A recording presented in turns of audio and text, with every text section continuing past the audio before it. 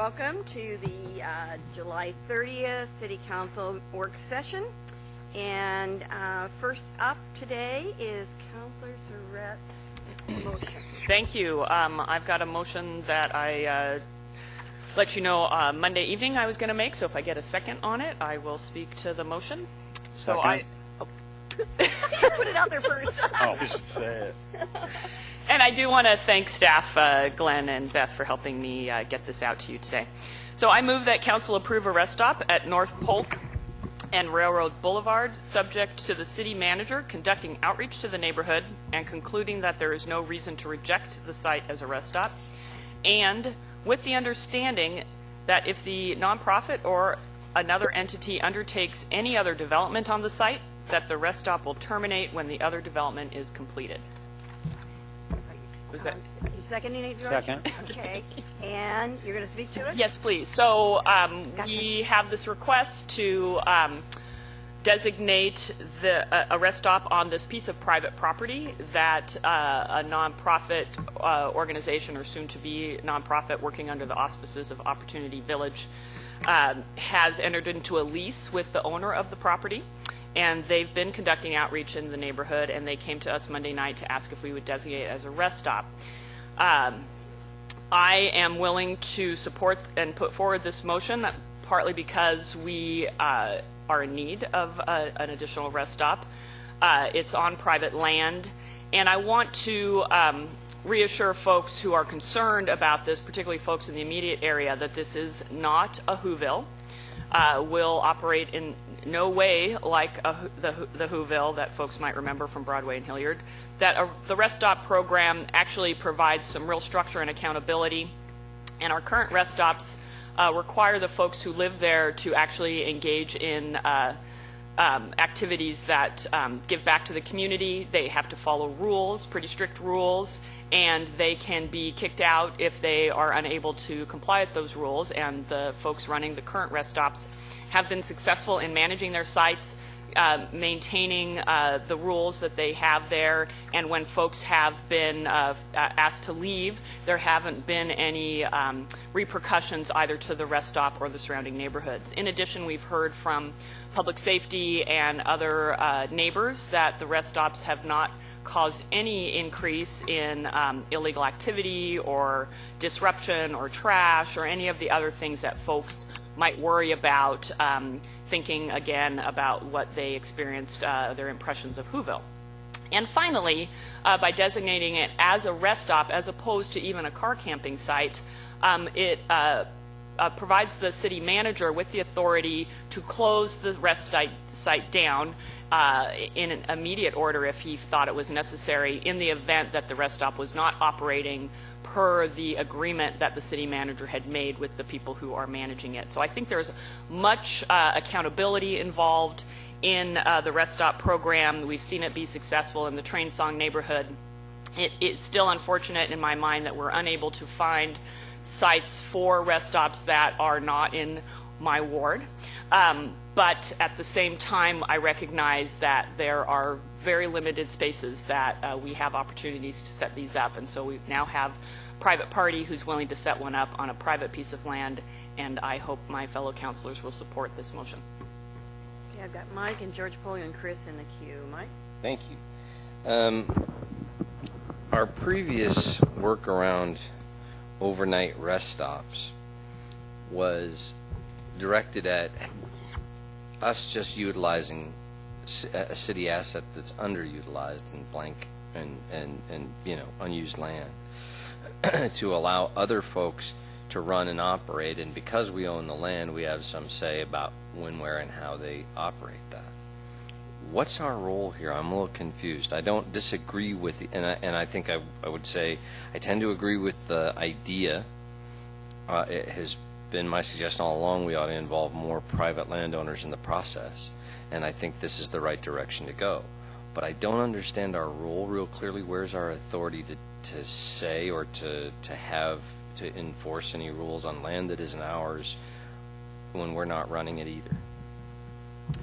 The ordinance that the council passed on rest stops provides not only that a rest stop could be on public land, but that it could also be on private land as long as it's not located in a residential area or near a school, and has a bunch of other conditions in it. The people who came to testify to you are asking you to, in essence, exercise your authority under that ordinance to approve the rest stop.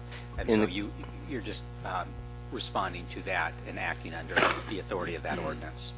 In the case that we don't own the property, though, isn't this essentially a land use decision?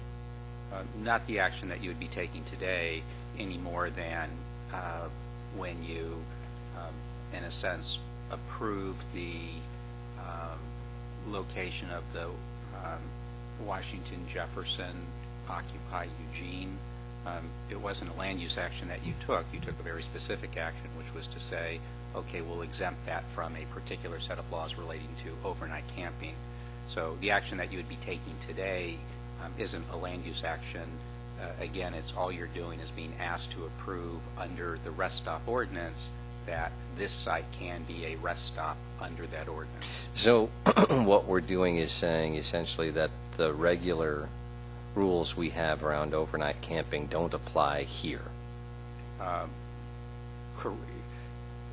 Correct in the sense that you are approving an exception to the general rules on overnight camping.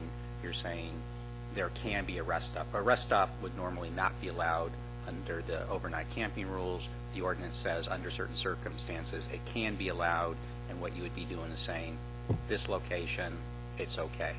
And are we in need of having a specified time, or can we just say we're okay with not observing the regular rules in this location indefinitely? It wouldn't be indefinitely. It's capped by the October 1st, 2015 ordinance, because the ordinance applies to all of them because it's under the authority of that ordinance. Right, and if the council does not further extend or make permanent the rest stop ordinance, then come October 1st, 2015, all the rest stops will need to be shut down. Okay. Thank you. And I guess a further clarification of that would be that the manager in his motion would have the ability to shut it down anytime. Correct, and it's not just because the motion says it, it's actually the ordinance says it. All you're doing is authorizing the manager to exercise his discretion to allow to enter into an agreement for a rest stop. But what this is adding is the council's intent that manager, we want you to do the outreach, and if you conclude that there's a problem, come back to the council. Thank you. George Pauling? Well, Mike asked most of the questions that I had. I did have one question on that, and that is, subject to the city manager conducting outreach to the neighborhood and concluding that there is no reason to reject the site as a rest stop. So, do you, John, have an idea of what no reason means? Has there been a guideline given to you, or how do you determine what is and isn't a reason? There hasn't been a particular guideline given to us. I think what we would do, as we would do in any case with outreach, is contact the neighbors, contact adjacent property owners, businesses, receive their concerns, try to mitigate any and all of those concerns that we're able to, and then based on all of that input, still decide whether to move forward or not. And if there's some sort of fatal flaw in the information that we get back. So there's not a specific guideline that says 9 out of 10 people have to be okay with it, or any other criteria. But that's not unlike when we receive input on any particular project. What we're trying to do is gather that input, try to address any that we can, mitigate those concerns in the best way possible, and then at that point decide, yes, we're still going to move forward or not. And so this is not unlike any of those others. Okay, thank you. Chris?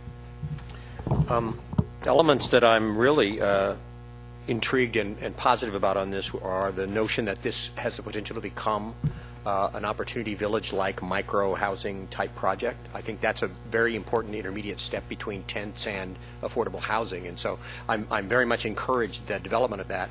I also, as Mike says, am really impressed with the notion that we could begin to look at public-private partnerships as a way to provide greater depth to this program. So those are a couple of elements I really like. The fact that it's out of the Train Song neighborhood is also, I think, something that is desirable in terms of beginning to look at the entire community as a potential for this kind of development, the micro-housing kind of development.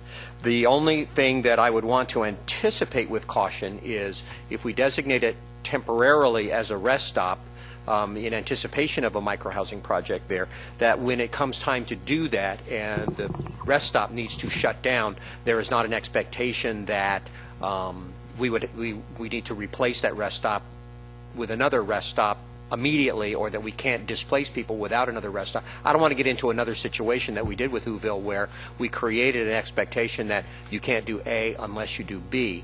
Or that we can't proceed with a micro-housing project because there's a rest. I just want us to be cautious about how we make an effective transition from a rest stop to the micro-housing project. To me, that's the ultimate goal. And the rest stop, we need to be very clear, is intended to be only temporary until that can go. And what I would say is I think that's the intent of that last part of the motion, is to make the council's intent clear if this passes. And then from my perspective, this is authorizing us to move forward on a rest stop. It doesn't automatically say how they're going to continue to move forward. And there has been conversations about there may be an opportunity to move more towards micro-housing or something like that. But this kind of gets us to the rest stop, and then we'll kind of keep moving forward from that point. Great. I'm glad to hear that. I just wanted to raise that as a potential future issue that we want to be aware of. Just building on that a tad, I just hope that when you have the discussion with the nonprofit entity that's going to work on this, that there is some way for them to say, yes, they understand that we would not be expecting them to protest if something happened. I don't know how but it would be nice to have that kind of understanding at the front end. Alan. That would be nice, yeah.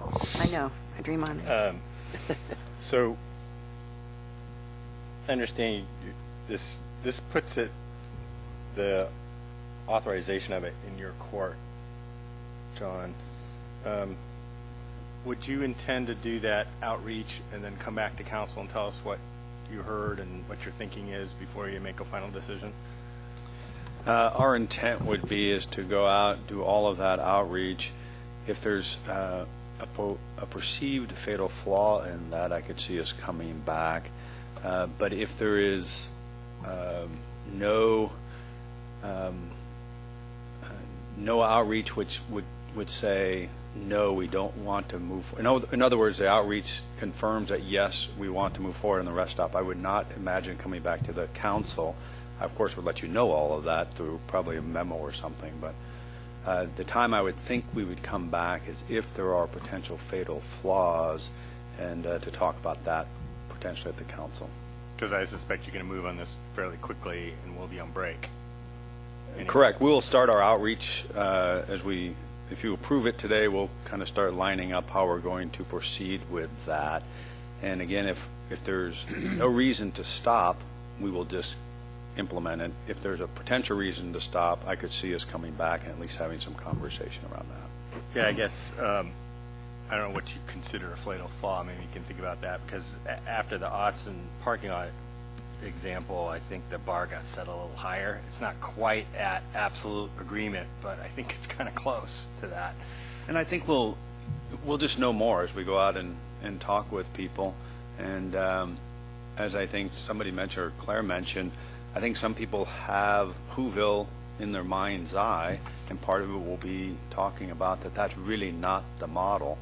And so, all of that's going to have to occur, and we'll just have to see what people talk about, and then right. It's clearly not Whoville, and if anybody has any questions about what it looks like, go to Opportunity Village or go to one of the existing rest stops and actually go there and look at it, because it's substantially different, much more organized, very clean, and well done.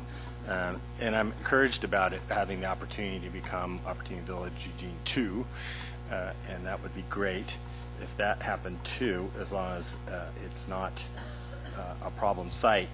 Maybe Claire, you know, since in your ward, it looked like when I Google mapped it that the stuff to the north of it was housing. It's residential, Yes. like multifamily housing. Yeah, I believe it's mixed residential, industrial in that Whitaker Yeah, section. around. But right immediately to the north is. But yeah, it does border housing, residential Hey, housing. those people would be key to make Yes. sure they. Have we heard anything from those folks yet? What was the response? Or I can wait till my rant. You know, the emails that we've been copied on, I don't know if it's all of that or not, people have expressed some concerns. And so I think that's very understandable. And so part of what we'll just need to do is have a number of conversations with people in and around the vicinity out there and kind of work through it. So there have been some that we've seen, some people have expressed concerns. Yeah, I think it's important that people understand that at the rest stops, there's no drugs, no alcohol, no weapons, and it's not a 3 strikes you're out kind of policy. It's a 1 strike out policy, and they have evicted people that have been problematic. So that's why those things actually work, because they have a good governance model around them. Thanks. I do think it's key as to do the outreach that if you need to facilitate people getting a chance to go over and take a look, I think that we should try to facilitate that. Claire, I'm going to round 2 unless anybody else. Okay, so Claire and then Mike. So yes, thanks, John, for clarifying some of the outreach ideas and how you'll consider whether to approve this. And as some have said, the plans for the site are to create micro-housing, and that would go through a land use process. And so folks in the neighborhood and in other parts of the community would have a chance to weigh in on that if it becomes more permanent type housing. So the rest stop is temporary, either until that phase is implemented or when our ordinance expires in October 2015. So it's not a permanent situation in terms of the rest stop. And so I was going to ask the city manager to make sure with that outreach that we connect with the residents who have contacted the city to express concerns. Right now, I think I have 3 emails, but I also have, I think, at least 2 from folks who are very supportive of the project, and one of whom is actually planning to volunteer with the project. And I definitely would appreciate being kept up to date on the process of the approval, but I actually don't feel any need for the council to be consulted before you make a decision one way or the other. The ordinance we have in place gives you the authority to make that decision, and I'm comfortable with sticking with that process. Mike? Thank you, Mayor. Manager, you mentioned having conversations with the affected area neighbors, and it's been mentioned, we'll have to talk with them. Did those folks have any rights if they object? Can they say no and be in any way effective at that? Or is it just pretty much, there's really no negotiation with somebody you can't say no to, right? You can answer the legal question and I can answer the other. Legally, they have no legal rights to object, and as a result of that, not have the project go forward. If they object, then it's a question of what the manager does with that information. Okay. Our standard practice, I think, is to try to work with surrounding property owners on any number of items, whether or not they have a legal right to actually stop it or say no. Okay. That's a part of this. This is the only part of this because, like I've said, I think it's a better idea for us to engage with private property owners and look at taking advantage of so many people in our community who care so deeply and want to be involved in part of the solution. I think that's the wise way for us to move forward. But at the same time, I feel a strong desire to want to protect people's rights who may object and have, that's the conversation we always have around neighborhood quality and around all of the land use laws that we have and that we uphold in order to make sure we aren't affecting anyone's quality of life negatively from their perspective. So that concerns me only a little in that we're already saying that this is going to be permanent. There will be permanent structures on that location at some point in the future. I mean, we're not guaranteeing it with this vote, but we're having the conversation, and we might as well be straight up about it. That's what's going to be there, right? I don't know. There has been conversation about this. What this does is authorize a rest stop, everything in accordance with the ordinance of the rest stop. I think if the plan were to be doing something more than that, and particularly if it becomes a land use kind of a conversation, there is a different process in which people now have different roles, responsibilities, and rights in that could be different than the actual citing of a rest stop. Yeah, my only strong concern from a 30,000 foot moving forward sort of perspective is that this conversation has morphed considerably. I don't know that it's all bad. I think there are some concerning parts. But when we first started talking about rest stops, it was a very temporary thing for people to be able to just have a place to lay down, just a place to stay temporarily for the night where it was legal for them to do so. Do you happen to know the average length of time someone stays at a rest stop currently? I don't know. We have what I staff that does, recall, Michael? Our response to that question from community supported shelters is that the time for each individual at the rest stops has varied so much that they haven't been capturing average nights. So we don't know how to say accurately that that's, as we intended initially, a temporary place for someone to be able to have a legal place to stay for the night, as opposed to someone's new home for the time being. We don't have a way to differentiate that, do we? I don't think so. And I agree with you. It has morphed even from the start when the council actually approved the ordinance. I think at that point it already had morphed a bit from one night stay, strike your camp, maybe you get back the next day, into the ability to actually have your tent there remain standing. And so I don't that have really a morphed problem early with on the that. idea of us creating, through work with, especially with private partners, the opportunity for people who don't have a place to go to have a place to go. I don't have a problem with that. I do when we're calling it one thing and it's really not. When we're moving in a direction to build, permanent structures for people that may need them and can't afford something else, I think we should call it that. But I appreciate the answers. I've got Greg, Alan, George Poller, and Chris in the queue. The only thing that I would add to what we've just said is, in essence, it may be the same people coming back to the rest stops a day after day, but in fact they do clear out during the day, and they have hours for when they can be there and hours when they're supposed to be off the site, and that's overseen by hosts, and it's in that sense, it's functioning as a legal place for people to sleep and for their belongings to be safe. Rather, that's correct. They're not hanging out there all day Right. in the current rest stops. Right.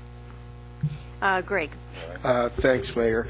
A couple of things. One, I'm going to support Councilor Surratt's motion, but two, when does Council have its next retreat scheduled? Beth, is there an actual date? For the council retreat? For the council retreat. No, I don't think it's. What we're looking at is after your January break, so at the beginning of the year. The beginning of the year. Well, I think that not only this issue specifically, but in a broader context, because about that time we'll have some idea of what the Poverty and Homelessness Commission will look like, what their work plan will look like, and also how the current strategies that we're employing at the council level look like. I would rather us to back up, at some point, maybe that is in January, and have a broader 30,000-foot conversation. I'm not stealing your thunder, Mike. No. About, how all of this really fits together. What is our long-term vision and future? Because right now we are, putting Band-Aids over large wounds, and what we really need to do is to come back and talk about how do we work with this strategically and structurally, and precisely what is the role of this council and the city in addressing this issue, and how do we do it more collaboratively, again, with our other governmental partners. And I don't think that I think that this is a good step in the right direction. I'm always in favor of calling things what they're eventually going to be, but we don't even know what this is going to ultimately be yet. So before we get too far ahead of ourselves, I really think that we need to move forward with this initiative, but at the same time have an eye towards backing up and looking at this from a more strategic perspective, and understanding that we have boundaries. And that's one thing I don't think that we have effectively communicated with our community, is what our legal boundaries are, what our boundaries are as a jurisdiction, and where the resources are that need to be applied in a variety of situations addressing the homelessness issue and temporary housing to begin with. And also I want to point out that Whoville was not a sanctioned rest stop. It was a organic situation that emerged, and there was no legal sanction to it. So what we're doing is a lot more intelligent and prescriptive than what we've been able to do in the past, with the exception of the rest stops that we have. So I've got 3 people in the queue, and I'm just, after that, we're going to vote because we've got other things we want to actually get to today. Yep. Okay. Well, you are, yes. 4 people in the queue. All right. Alan, George Poling, Chris, and Claire. I agree with what Greg said. Just a heads up to council, I'm putting together a work session poll on starting a conversation about the potential of state building code amendments to allow and facilitate micro-housing and micro-housing villages with an eye toward the 2015 legislature, which would be in January. So that would actually, so we need to have that occur after we get back from break in the fall, and also see if we can't get some regional involvement in the local government with our local government partners. But right now, these are not to code. They're allowed because they're temporary, and they have a sunset date to them. And the thought would be that if we want to have, as part of the solution for homelessness, these micro-housing projects, we need to be able to have them be legal in the code and acceptable. George Poling? Yeah, in reference to the question Mike asked about the average length of stay, I asked that same question for the meeting, Monday night meeting, and basically, like they said, they don't keep that statistic. However, it was noted in the AIS that they've had people stay up to I believe it was 8 weeks. So, again, what we've taken is the idea and the pleadings of people to just give us some place to spend the night, to making campgrounds. And this is what we're doing again. We're making another campground. The only difference between this one and the other ones is that this is on private property. So I'm having a real uneasy feeling about how we keep going farther and farther away from what our original intention was on this, and I don't know if I can support it. Chris?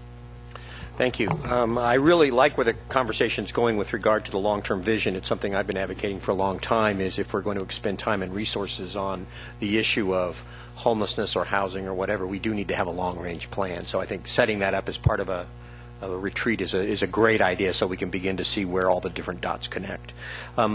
I think there's a couple of intertwined conversations here. One is about the notion of shelter, and the other is about the notion of housing.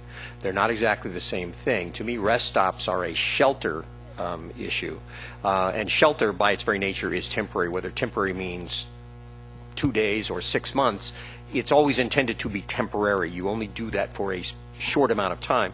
I can remember after some of the hurricanes, Katrina, Ike, Gustav, there were shelter emplacements set up, and people might be in a shelter for 2 or 3 months.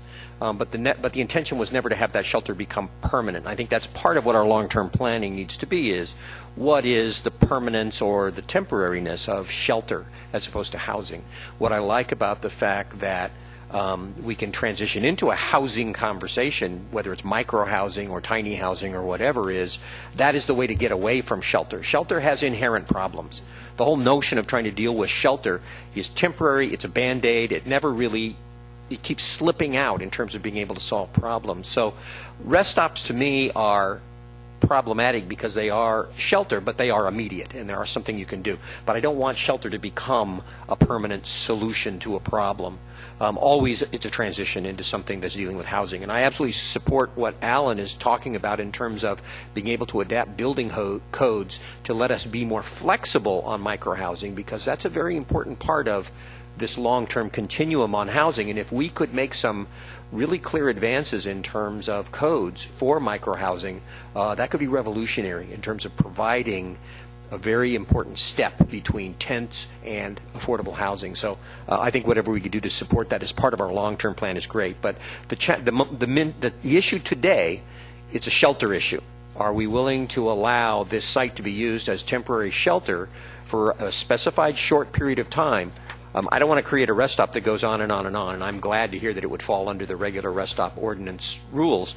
My ultimate goal is to see this site, if possible, turn into housing, not just stay as shelter. So from that standpoint, I'll support it, because I think the intent of Councilor Surratt's motion that we're just dealing with today is that it's a rest stop just until we can get some sort of housing going there, and from that standpoint, I could be supportive. All right, thanks. Thanks very much. I really appreciate the conversation, and I definitely agree with needing to look at longer-term strategies. But what I wanted to speak to, actually, Chris helped clarify somewhat. I think the shelter versus housing framing is very important, and I just want to make sure we're not confusing folks by conflating the idea that we're going to create a rest stop and then there's going to be housing automatically coming on top of that. That is not what's going to happen here. My understanding is that the folks who hold the lease on this property would like to be designated as a rest stop so they can start sheltering people there as soon as the city manager gives his approval. And the housing piece, the more permanent structures, are not a done deal. Those will go through a land use process. Will there be lots of opportunity for public input and discussion and perhaps even appeals if necessary. So I don't want anyone to think that by approving this motion today, we are now saying there's going to be permanent micro-housing on that lot in the future. We are not. That is a whole other question and process. That is the goal for the folks who lease the land now, and it'll be up to them to work through that process and make that happen. But I do appreciate the support that the council seems to be giving to this motion today to create a temporary rest stop there. All right, we're ready to vote. All those in favor, please indicate. 1, 2, 3, 4, 5, 6, 7. In opposition, 1. It passes. Thank you. And now, Glenn, you wanted to bring an issue back up? Yes. I'm passing around, John's helping, something that I'd like to have you adopt. Monday night, there were 3 annexation resolutions on your consent calendar. One of those resolutions contained the wrong exhibit. And so what I'm asking you to do today is to reconsider that resolution, substitute. I can just read this one. We'll share. Okay. You want me to do that? I move to reconsider Resolution Number 5113, a resolution annexing land to the City of Eugene in order to correct an error in Exhibit C. Second. Moved and seconded. Discussion. All those in favor, please indicate. 7 in favor and none in opposition. Motion 2. There's 8. Sorry. Yep. Early there was 7. Yep. I move to amend Resolution Number 5113 by substituting Exhibit C, dated July 30, 2014, for the version of Exhibit C attached to the resolution. Second. Moved and seconded. It's just getting harder and harder to tell us apart. Yeah, every day. La la la la. Okay. All those in favor, please indicate. 8 in favor and none in opposition. Thank you. All right. Here, now you have the amended resolution on the floor, and you need to take the final vote. Okay, so, It's on the resolution. It's on the floor? Right, it's the all right. resolution as amended. okay, we're ready to vote on the resolution as amended. All those in favor, please indicate. 8 in favor and none in opposition. Thank you. Okay, all right, on to MUPTI.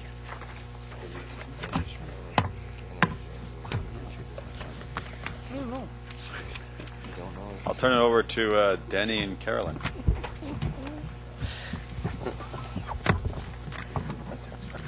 Well, I'm going to kick off the presentation today by grounding this conversation in the Envision Eugene context. So MUPTI is the primary efficiency measure that we have for accommodating our 20-year multifamily housing need. The slide up here shows that we have a need of approximately 6,300 multifamily dwelling units over the next 20 years. We have capacity within our existing urban growth boundary for 4,800 of those dwelling units, but we have a shortfall of about 1,500 dwelling units, which we do not have land inside our urban growth boundary to accommodate. We are required by the state to accommodate those units in some way. And so we have choices. We could expand the urban growth boundary for multifamily. We could redesignate and upzone land that is currently designated for single-family homes. Or we can redevelop underutilized land that is currently planned for commercial and multifamily uses. So through the Envision Eugene process and the recommendation that was accepted, the choice of the community was really quite clear that they wanted to look to redevelopment in areas that are walkable, have good access to transit, close proximity to daily needs and services and employment centers. Primarily looking at the downtown, our transit corridors, and a few other key commercial areas around town. This really is the primary basis, or one of the primary bases of Envision Eugene, of that vision. But saying it alone doesn't just make it happen. Research and analysis that staff has done in conjunction with the Technical Resource Group shows that redevelopment is not supported in the Eugene market in most circumstances. There's a few exceptions to that rule, including student housing as one, but by and large, redevelopment just doesn't pencil out without assistance of programs like MUPTI. Additionally, if we're thoughtful, MUPTI can result in projects that are of a higher caliber and offer better compatibility with existing neighborhoods. So all in all, MUPTI is really a critical tool to get the kind of development that we need in the places where we say we want it, and with a finished project that is better aligned with our community values.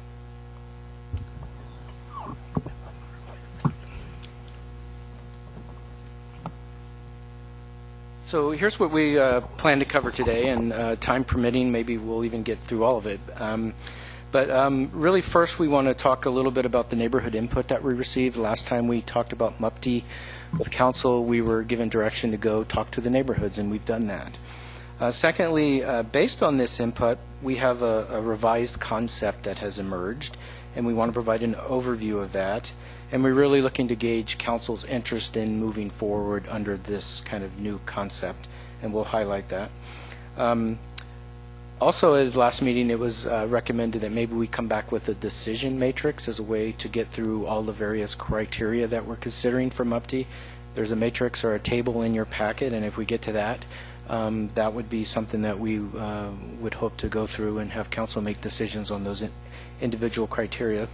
But overall, our goal really is to move towards what we're considering to be kind of a two-phased approach. And generally speaking, the approach would be to bring back downtown initially and pilot the new criteria as kind of the first phase, and then continue working with the neighborhoods and continue looking at those other target areas, Envision Eugene target areas, and light up or make those other areas available for MUPTI in the future after we've done some additional work. We've talked about before all the various inputs. We spent the better part of a year, I think, talking to different stakeholders about MUPTI. Again, most recently, we've talked a lot to the neighborhoods. We've had 2 initial large events where we invited the neighborhood leaders and talked to them about MUPTI. Generally speaking, I would say was not very positive, and I would just characterize it as the neighborhoods don't appear to be ready for MUPTI quite yet. We did surveys, we received a lot of emails, we also met with several individual neighborhood leaders and talked through MUPTI issues. Based on all of that, we used that input to draft an updated concept. And again, this is kind of this 2-phase approach that we'll talk about today.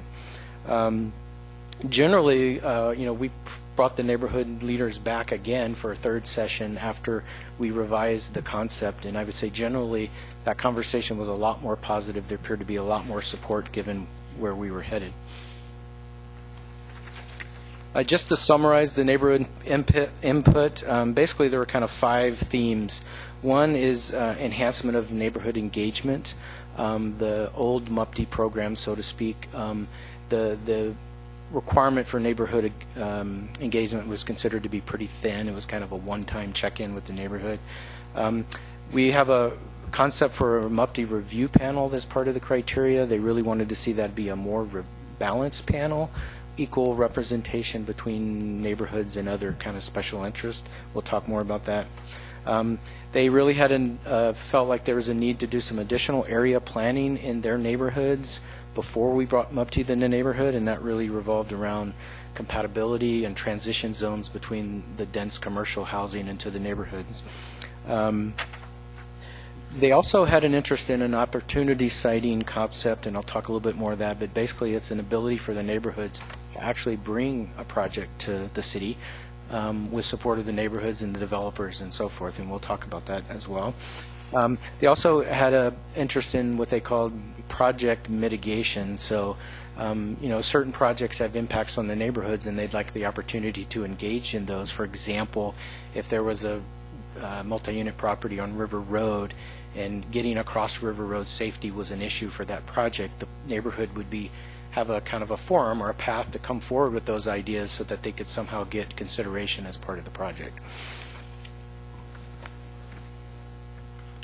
We also heard that if MUPTI is basically paired with some thoughtful planning, really for all of the Eugene target areas, that it really could become an asset for those neighborhoods, and it really could become a tool that would make better, higher quality developments happen in those neighborhoods. And this is really where the concept emerged that includes doing some of the area planning in those target areas. And then those areas would then become eligible for MUPTI after the planning is complete. So again, the new concept that we are putting forward, again, based on a lot of input that we've received, was really focused around all of the corridors being part of, and target commercial centers being part of the MUPTI boundary, that we would initially bring back downtown. And again, those other areas wouldn't be activated until some additional planning is complete. Downtown being one of the exceptions, of course. The other would be the opportunity site concept, again, where a team of developer, property owner, neighborhood could actually come forward within those boundaries and basically say, we'd like this property, this site to be considered for a MUPTI because we are in agreement that this is a project good for the neighborhood. It'd be a proactive way for them to bring forward. That site then could become activated within the boundary, although the rest of the boundary might not yet be active because the planning is not complete. So looking at the specific MUPTI criteria being proposed, what I really want to do is just highlight the changes since the last time we've talked. There's a lot of things in the criteria that we've already talked about, and there's a memo in the packet that kind of highlights the changes. Starting with the boundary, we just talked about kind of this new boundary, include all target areas in the boundary. Design, one of the questions that came up over and over was, well, how do you define good design? Well, we added that the design principles that would be used, at least initially, would be the community design handbook that planning is currently working on, and that hopefully should be done by the time MUPTE comes back into play. At least that would be our goal. Green building, we really have talked about LEED certification, but one of the things we've heard, and I think one of the things Envision Eugene and the Climate Energy Action Plan really focuses on, is the energy efficiency of those buildings, and we heard that from residents as well, is that lowers the overall occupancy cost if their utilities bills go down, and it's a social equity issue. So they encouraged us to really try to look at the energy efficiency of those units as well as LEED certification, but there might be some other paths. And so we are basically proposing green building criteria that really would focus on energy efficiency. The target would be about 10 to 15% above the Oregon Energy Code. LEED might be one path to get there, but there are some other paths that we've proposed as well. As far as neighborhood engagement, again, the idea is really to move beyond just the kind of one-time check-in and make it more meaningful, as the neighborhoods would characterize it. Specifically, having the actual project owner, developer being part of those discussions, having it more than just a one-time check-in. It would be a required opportunity or a requirement that they meet before they apply for the MUPTE, opportunity for them to engage with the neighborhood during the design process, and also an opportunity for the neighborhood as we're reviewing the project before it goes to building permits, because that's something that we would like to do to make sure that they're actually going to build what they say they're going to build, that the neighborhood would have an opportunity to engage with those plans as well before they go to permitting. We also have proposed that the neighborhood have more participation on the review panel, and we'll talk a little bit more in detail about that. Project features, again, this is the additional public benefit criteria, and again, these would be applicable for projects that didn't qualify for the full 10 years, and these would be ways that development could make the project better in order to meet some other community goals. And basically what we did is we kind of added a catch-all that would allow the neighborhood to actually come forward with some neighborhood-specific project features that they would desire that are specific to that project and specific for that neighborhood. So it really adds kind of a forum, again, for them to come forward with some of the things that they think is kind of critical for their neighborhood as they look at project impacts.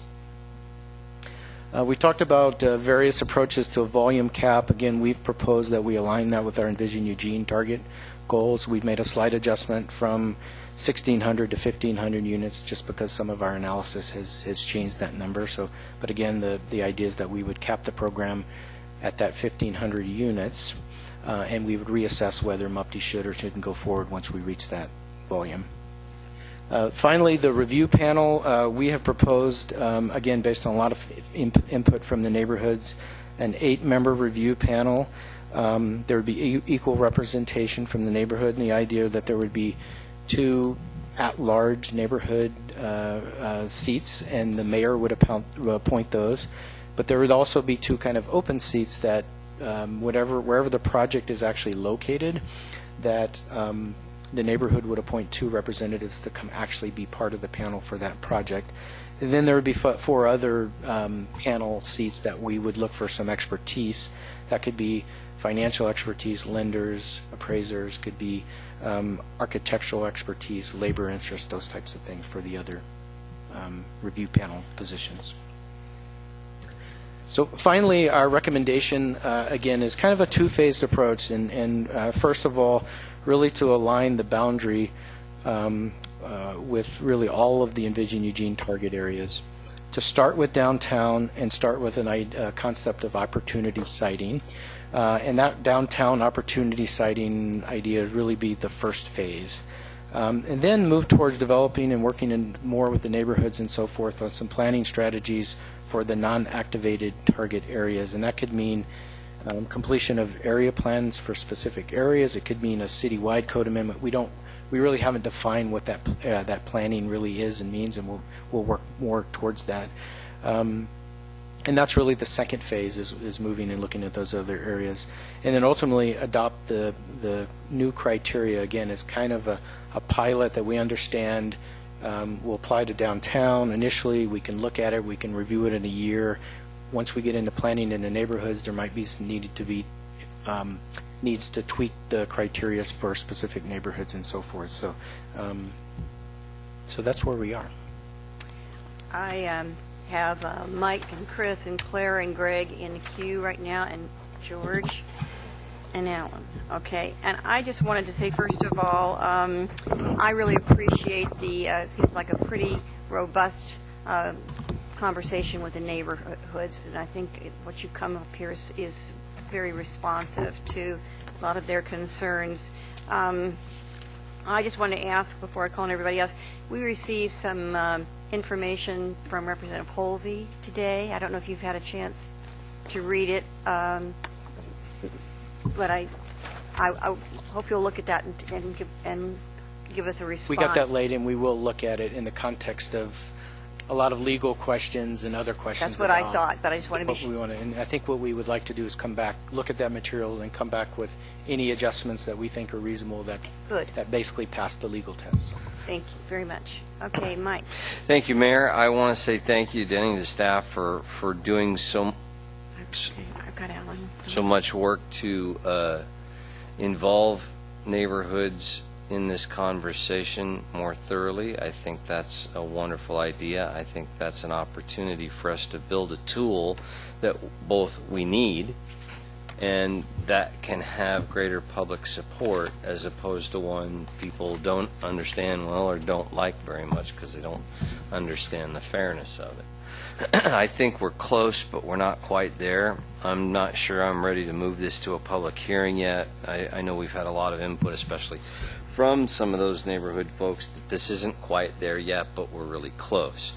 There are also some other issues for me. As we've talked about before, I want to see certified payroll in there. That's a piece for me that's important, because I want us to be able to know for certain, if we can't say that a local tax exemption can mandate X number of local workers on the project, and we legally can't say that. I want us to know for a fact certain these are the number, be able to say these are the number of local workers who are working on this project. So for me, that's kind of important. I wish Glenn hadn't left, because my next questions are legal ones. So maybe I'll talk real slowly while he makes his way back down. No. Get him another round. Yeah, we could do that. Yeah, we're gonna hear a while. Denny, you want to If I could just respond to the certified payroll, I know that's come up before. That's a very specific tool and requirement that's used for prevailing wage construction jobs, public works projects. Right. I would be a little hesitant to imply that these are prevailing wage projects, because they're not. MUPTI projects are not. And so I think if the objective is to find out basically where these folks who are working on the job live, there might be a similar tool. The prevailing certified payroll really is about what wage are you earning and what benefits are you getting, and for the contractors to really certify under penalty of perjury that they're meeting all the laws and regulations, which is important, but I don't know that that's the right tool. If there's another report mechanism, if we really just want them to report out as to where people, what's their residence for people working on the job, I think we could come back with a different version of certified payroll that really gets to what we're after. I want to say I appreciate that, and I'm open to it. For me, before this process began of taking the big relook at MUPTI, I sat down with a lot of the folks in the Contractors Association folks, not just union contractors, but all different kinds of folks. And that was uniformly their request for how we deal with this. And for them, it was just the term that they were accustomed to, knowing that that's how this, that's a standard way that this sort of thing is dealt with. But the most important part for me is this. A construction company can rent a local office and in the process appear to be, even if perhaps they're not for any length of time, a local contractor. I want to know that the guy swinging the hammer has a zip code that's somewhere here in the city of Eugene, or locally, at least regionally, that we're allowing the benefit of a tax deduction paid for, if you will, by local people to go to folks doing the work here locally. My question, Glenn, I've never been really truly clear on the amount you can change an ordinance before it requires a second public hearing. Let's have some kind of guideposts around that. Because for me, I don't want to send this to a public hearing if we're going to change it so much between now and how it actually comes out that it'll require another one. I don't know if it's too much. The times where we have said you need to hold a second public hearing is where you've done something that has generally affected an entirely different group of people. So, for example, with the single-family code amendments, when you decided you wanted to look at the alternative that was going to have an impact on, or potential impact on, I think Alyssa said 5,000 different homeowners because they would have been able to do SDUs and they wouldn't. We said you have to hold another public hearing because they didn't know to come talk to you. So in that situation, you needed to make that change. You needed to have another public hearing. You have made significant changes to ordinances where the issue, you haven't changed the topics of the ordinance, but instead you said we're going to change how we're dealing with that topic. That's okay. You don't need to hold another public hearing to do that. If we add a substantial provision after the fact that wasn't listed initially and has effect on new people, we need a new public hearing, though, right? I can't say that as a black and white rule. If there was a particular kind of change that you're contemplating, I could let you know maybe about that. In the last 20 years, I think there have been 3 times where we have said you need to hold another public hearing, and 2 of them were in the last couple of months. So it's very rare. If what you're doing is you took the guidelines, criteria, matrix as Denny laid it out, and you said, oh, you want to tweak that, you want to add something else, you want to get rid of some of those, you would not need to hold another public hearing for that. If you decided, let's assume that the ordinance you sent to a public hearing was only going to have in it downtown, and then you decided after the public hearing you wanted to add South Willamette and Highway 99 and 6 other districts, then I'd say you would need another public hearing because you're changing sort of Affected people. Right. May I have a second round, please, Mayor? Thank you. Before I turn to Chris, I just want to say, Mike, you might want to be looking at, I don't know if you had a chance to look at what we got from Representative Holvey, but it's about that it's about that very issue. Exactly that. It's that issue, and it's really a different perspective from the people you're talking about. Okay. Okay. Excellent. Thank you. Send it to You didn't? No, he didn't. He only sent it to a few of you. Oh, well, I'll make sure I you promise not to feel snubbed by our We'll representative. make sure you Holvey. get it. I'm sorry, I thought it was for everybody. I guess I'm just not as important as the other guy wearing a green shirt here. Huh? I'm sorry, that was my misspeaking. I thought it went to everybody. I will make sure everybody gets it. Thank you. Yeah.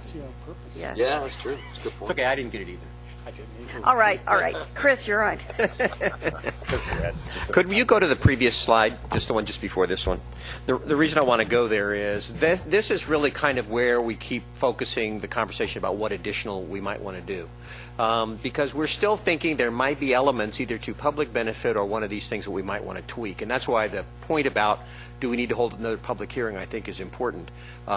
Because I think we're still trying to figure out what exactly is the public benefit. What are those real payoffs that you get for making this kind of thing? And what I'm hearing is, even if we scheduled a public hearing and went ahead and went through it, you could still make some tweaks to this, and it would still not substantially. So you could still proceed moving forward. So it doesn't close us off from having conversations to even enhance even more what those public benefit criteria would be.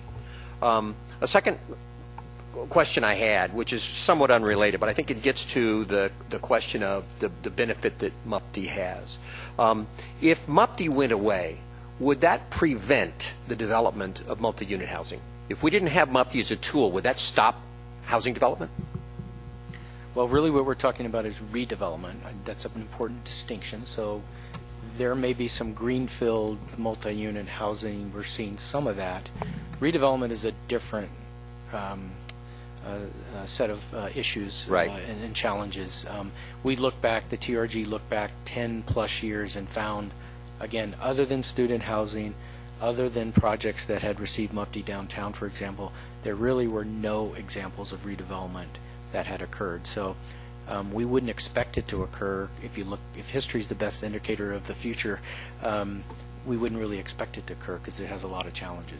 So as a tool that could be used to take underdeveloped or poor development right now, something that's already on a site that's not being well used and poorly used, and the expectation that somebody would come in cold and have the money or the wherewithal to do that redevelopment all by themselves, you're saying that that likely wouldn't happen? That's correct.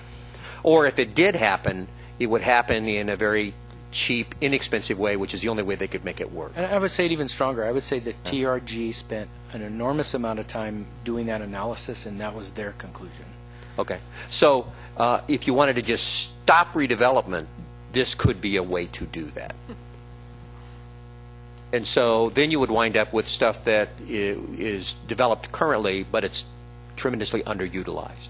Or it may not be, in commercial areas, for example, it may not be residential at all. It might be single-story fast food or some other. Exactly. Yeah, that's what I'm getting at. In other words, if you want to try to transition from underutilized, poorly developed, not really effective, to something more useful, MUPTI is one of the ways to do that, and by killing MUPTI, you can stop that. So you know, kind of like if you want to put Eugene into stasis, this might be one of the tools to use to do that, or one of the tools to get rid of in order to do that. Well, even if with Envision Eugene, which is where I see the relationship with this, if you didn't want Envision Eugene to ultimately happen, getting rid of MUPTI is a way you could prevent redevelopment along those lines? Yeah, and the way to restate that is we consider this to be the primary, very important tool to meet the objectives of Envision Eugene. If we don't have it, I think we have a big gap in what we want to see versus what actually would happen.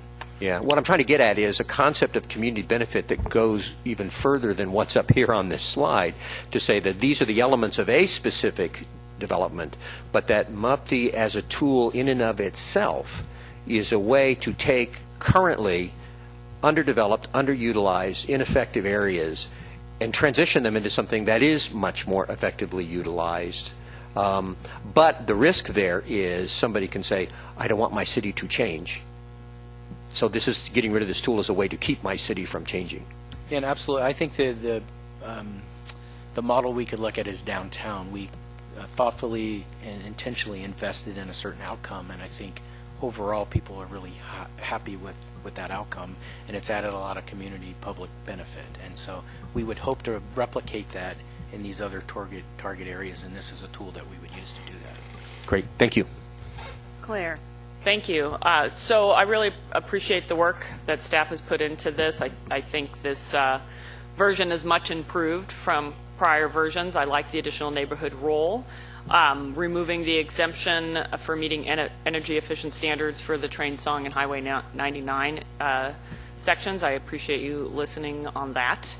And I also like the offering other paths to meeting the energy efficiency standards besides just leaning on the LEED standards, which involves a whole lot of other things that may not really be getting us to the goals that we want for this type of housing.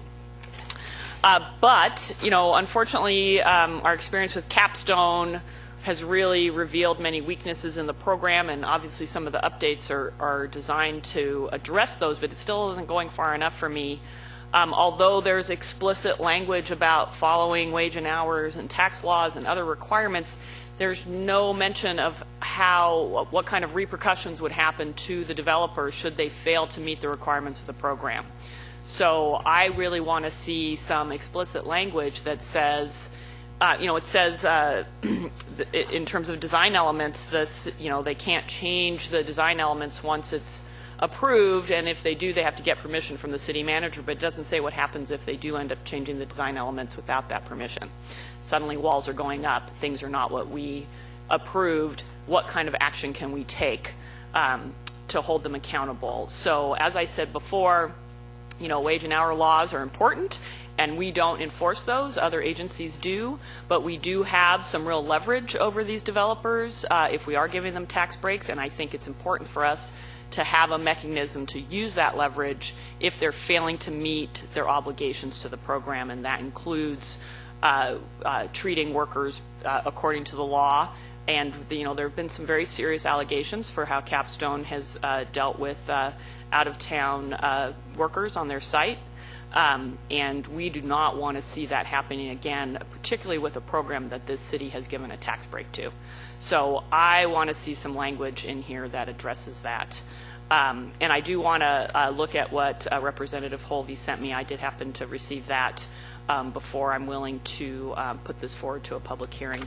Then I had two questions. One is just, could you send out the maps that are in your PowerPoint to us as an attachment in an email? Yes. That would be great, particularly the one that names the different areas. And is there some concept to how the additional public benefit would be scored, or how any of this would be scored? Yeah, I think we started with looking at potential scoring methodologies, but really what we've landed on is based on the input that we've gotten. Really every project is a little bit unique, and a project downtown is different than a project in South Willamette, which is different than a project on West 11th. So trying to say exactly what we want in some is kind of difficult because the needs of one neighborhood might be different, so that what we're basically saying is if it doesn't qualify for the full 10 years, the developer could come forward based on a kind of a menu of options that we've kind of put out there to say, if we do this, this, and this, and there's a cost associated with that. So if they participate, for example, in the cost of a crossing or a community garden or whatever that is, there's a cost, and that affects their return, and their exemption could be adjusted based on that. So it's somewhat negotiated, and that's one of the roles of the review panel, is to weigh in those and not necessarily score them, but listen to the neighborhood and determine what are the impacts and how can those be offset to make the project better, and then making the project better, what does that really result in as far as additional years of exemption. So that's how we've thought about it, more project to project than scoring, just a kind of an omnibus system. That sounds good. Thank you. Greg? Yes, thanks, Mayor. I think this is good work, Denny. I appreciate the language that is in here on, which page is it? 201 with regard to WBE, MBE enterprises being encouraged to be utilized in the process. I've got a couple of other issues that are not related to that, and I'm going to go back to the slide on page 3, I think it's slide 5, and the bullet that talks about opportunity siting option. Could you give me a fuller description of that? I kind of have in my mind that this is kind of a parachute kind of thing where you just you're dropping into a particular neighborhood or a commercial area, a development. It just kind of reminds me of going back in the early 90s when I was on the Planning Commission, and we were heavily into nodal development strategies. Is that kind of more or less what we're talking about here? Yeah, and I think we've spent a lot of time on opportunity siting as a concept, and this is really maybe a good tool that we can actually use to advance that idea. The idea really is that, if you look at all these areas, it may take some time to do planning and to get through all of the discussions with the neighborhood. So there may be some opportunities that come up during that planning that the neighborhood is fully supportive. It's a good project. The property owner, the developer, their neighborhood, they're all in agreement that this would be a good project for the neighborhood. And those could actually come forward proactively and say, hey, we all agree this is a good project and we want council to consider that. So it's just a different path. I would say this is probably the concept that the neighborhood was most kind of excited about, because this is really kind of what they want. Okay. And then can you kind of give me an overview of what areas right now and what stages we are, kind of just a brief broad brush of where we are with area planning? I know that we have, South Willamette is one of those areas, downtown, riverfront, but what other areas in the city are currently going through area plans or are beginning to go through them? We do not have any other area planning processes in the works right now beyond South Willamette.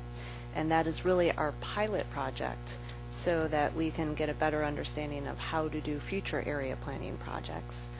Area planning really did come out of Envision Eugene and the transit corridor concept, recognizing that all these transit corridors are slightly different, and that we, before we understand what, for example, the transition is between that corridor development and the adjacent neighborhood, that we need to do additional planning to figure out how to make that work. And so it will be, we will probably use the Planning Commission to help us prioritize what areas to go in and do area planning next, and of course work with neighborhoods that are anxious to have that done. So are we going to prioritize transit corridors, or shall I say BRT corridors, for area planning as we move through the process, the next stages?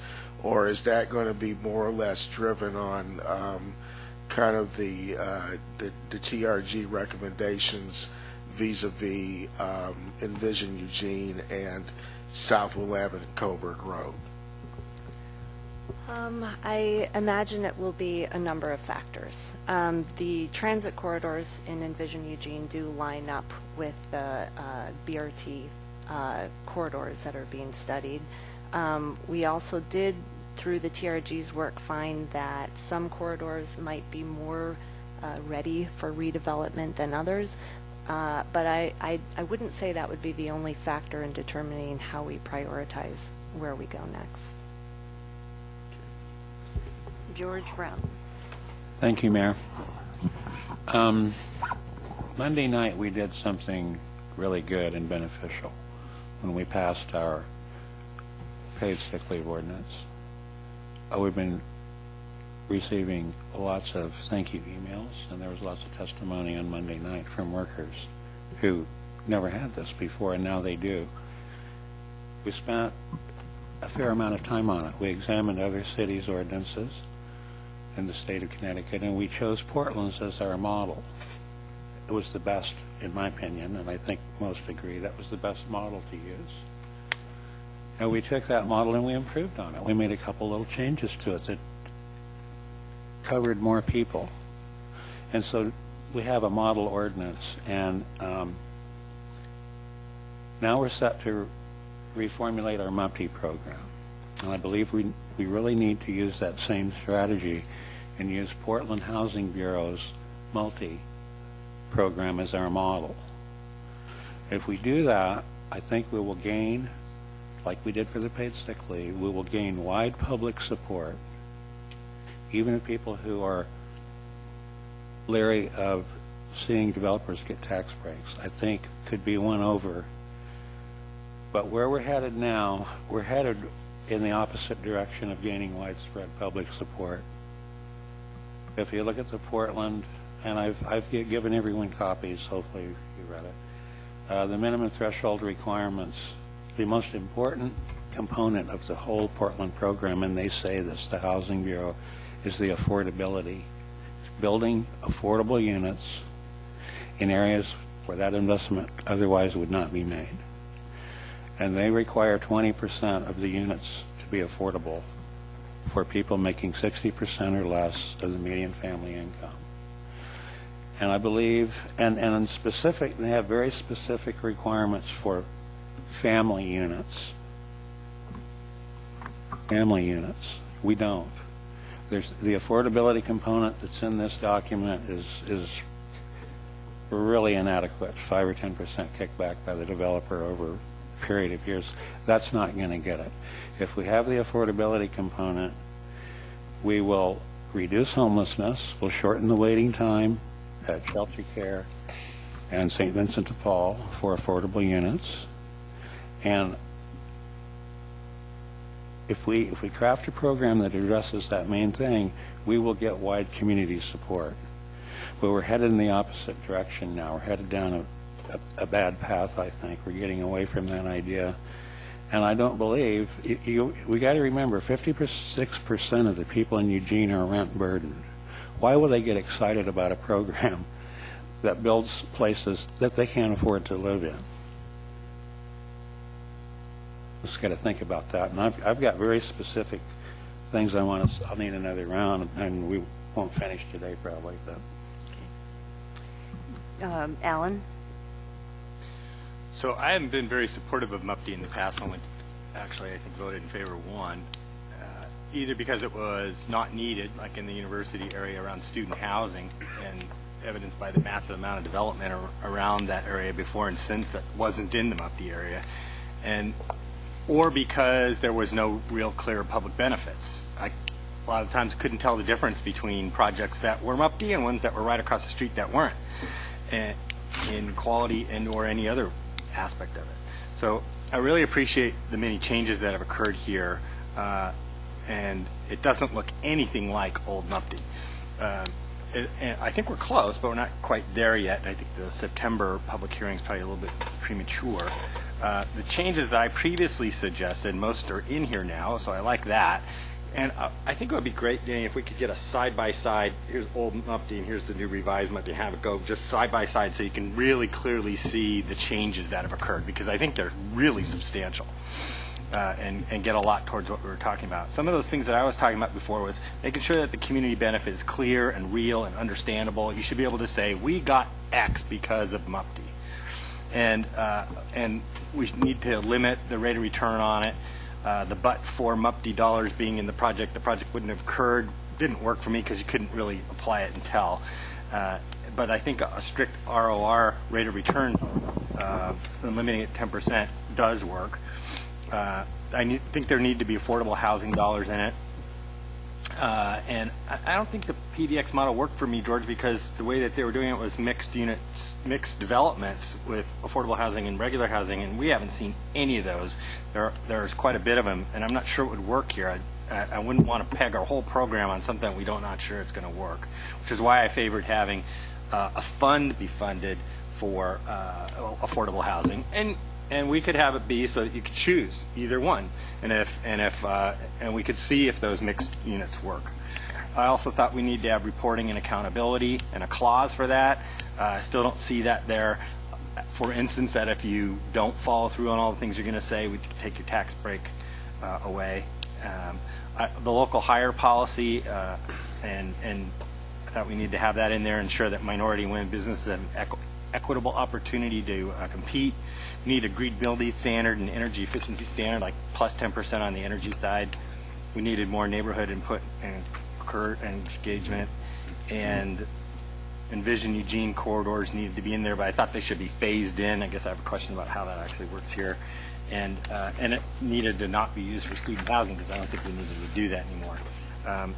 So those are the things that I wanted to see in there, most of which are in there right now. I have a couple of things that in round two that Representative Holvey forwarded that are in line with what I was talking about. So I just want to not have false expectations here. We have 2 more people in round 1 and 4 people for round 2, and we've got 10 minutes. So we don't have an expectation that you'll move this to the September 15th public hearing. So, in fact, we would encourage you not to. Good. Sounds like it. Good, because I think we're going to have some more conversation that needs to occur. I agree. George Poling. Thank you. Most of the questions I had were answered. I'm just a little concerned by delaying this. Obviously, we're going to do it, and there's a need to. Some of us haven't gotten the information from Mr. Holvey yet, so I forwarded it to everybody. Thank you. I just read it. Okay. So anyway, my question is, one of my questions is this delay going to impact Envision Eugene process, and if so, how?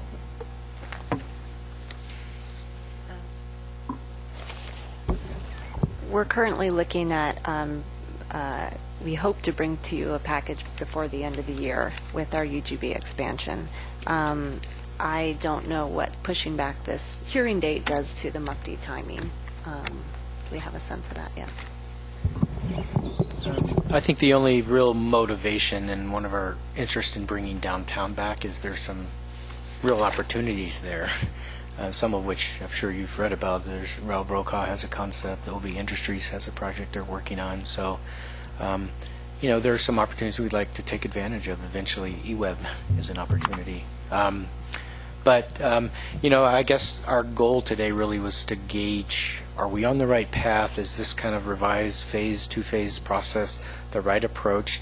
And if so, where are the gaps in some of the criteria that we put forward, and how do we fix those quickly so we can get it in place? And that's really what we were hoping to gauge today. So, yeah, well, I think staff has done, like Alan was saying, has done a really good job taking all the input that you've been given so far and kind of molding it into what we have now, and there are some areas for tweaking. And another thing, in reading some of the comments that were submitted during your workshops, somebody raised the question about the, I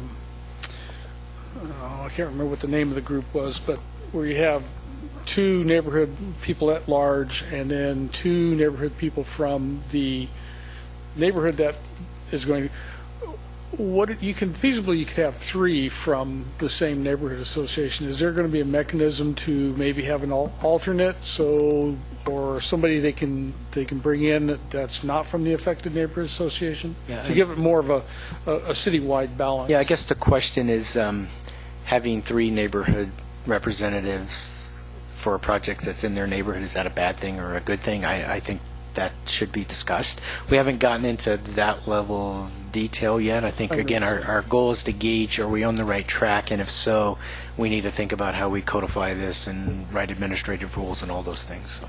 Okay. And then back to some of the questions that Mike had for Glenn as far as the need for additional public hearings. If we were to go tomorrow with a public hearing for this, there are some areas listed that, let's take Coburg Road, for example, as one of the areas.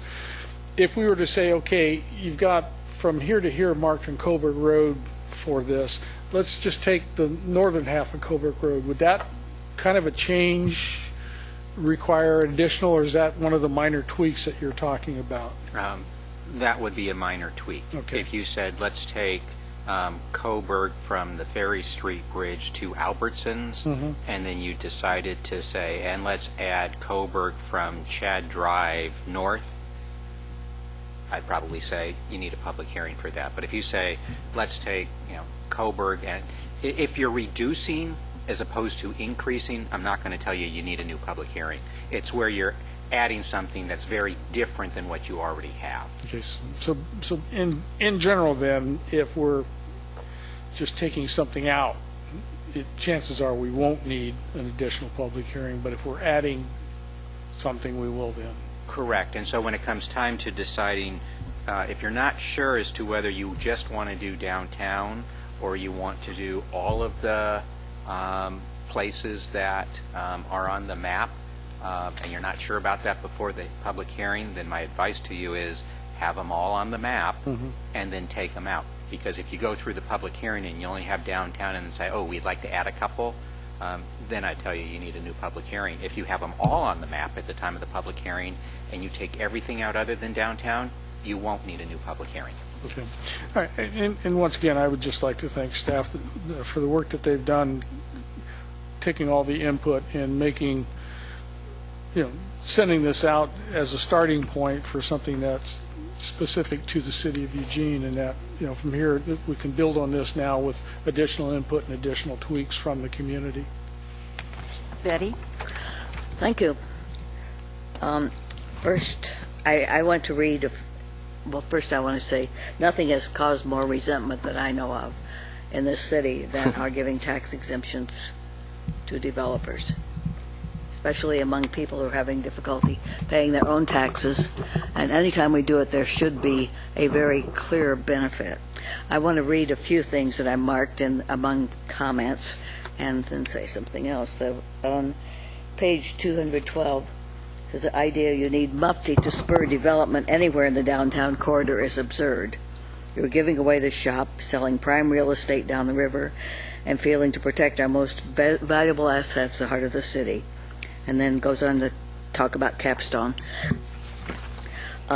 two places where people say affordable housing should be, and there are more than that, but two I noticed that should be given only for low-income housing, one said.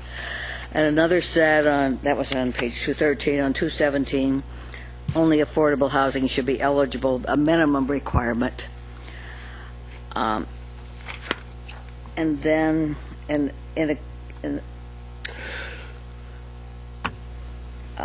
I just saw sheer lunacy somewhere, but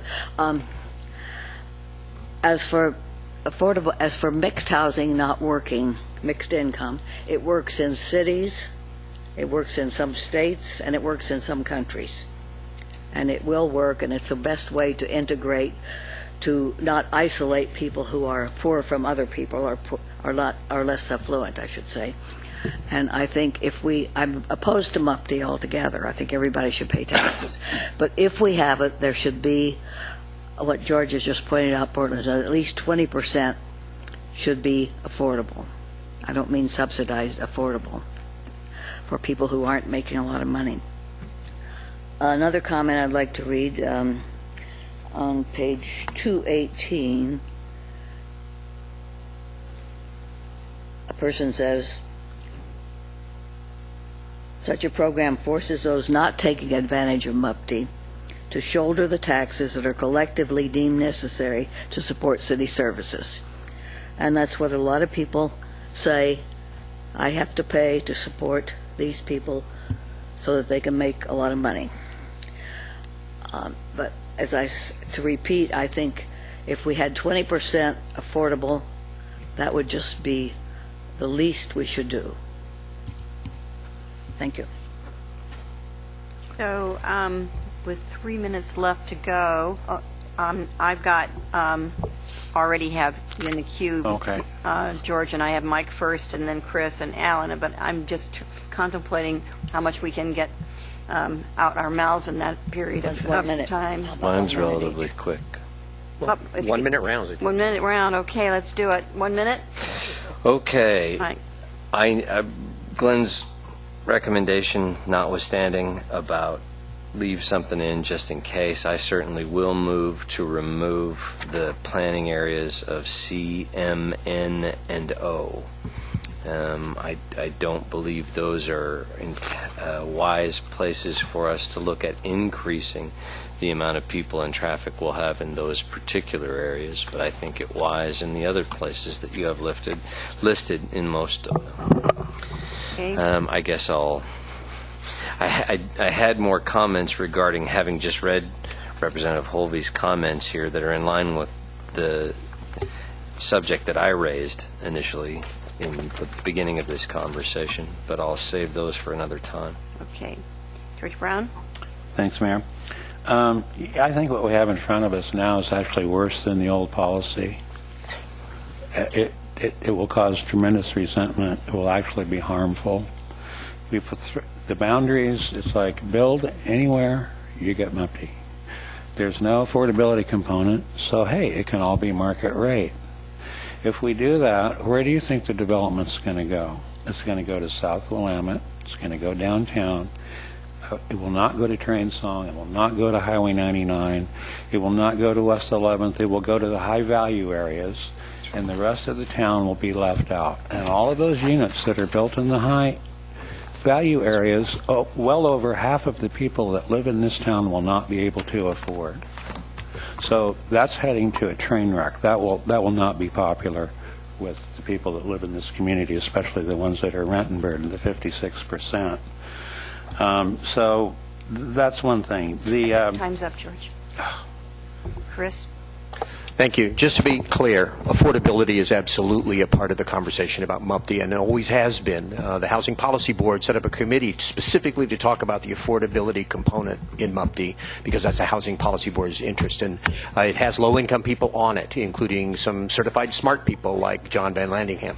And we looked at this issue very carefully, and the decision to go with a choice of either providing affordability within the unit itself, within the structure, or to be able to pay into a fund to provide affordability at other locations, I initially was resistant to, but I was very much persuaded that that is a much smarter way to go, because that way you have the flexibility to provide affordable housing in a much more robust and effective way, rather than requiring it just within a specific unit. So affordability is absolutely, completely, and I think effectively addressed within the MUPTI. Just if you don't see it in that building doesn't mean it's not there. It's absolutely there, and it's there, I think, very effectively. Alan?